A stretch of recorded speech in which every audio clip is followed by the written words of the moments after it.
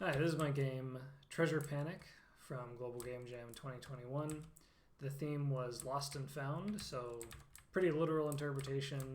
The idea of a pirate digging up treasure on a desert island is what I went for. This was a solo jam project, which is why the art sucks so bad. I really don't know anything about 3D art, so this was all me slapping together stuff using basic 3D primitives. But you can kind of see the basic premise of the game is dodging these cannonballs. I just died, so let me restart here. Right, you gotta dodge all the cannonballs, and the basic idea is that oh my gosh.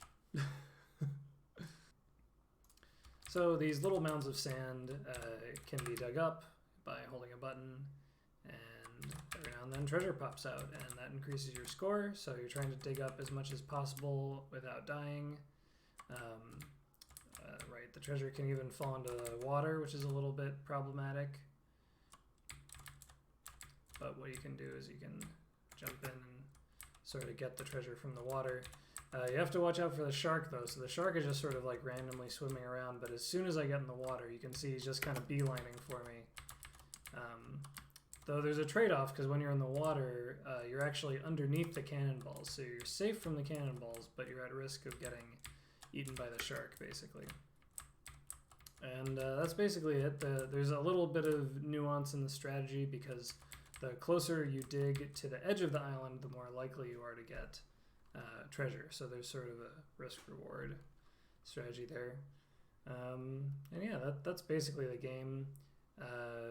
I kind of used it as an opportunity to try out a bunch of Unity stuff that I hadn't used before. So the shark is using pathfinding. He has like a very basic nav mesh so that he understands how to swim around the island, and it makes it very simple that when you get in the water, you can just say to the shark, swim as fast as possible toward the player, and you get this very kind of scary, aggressive AI from that.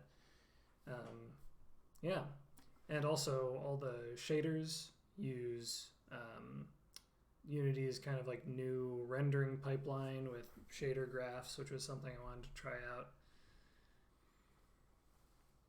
So for example, this is the shader for the sand on the island, and you can see it's kind of combining various noise textures and normals to get this very rough, sandy texture. This was a fun one, very pointless detail, really just me messing around. This is for the pirate's eyeball, and so lots of interesting math to kind of try to get the shader to isolate like the iris and the pupil.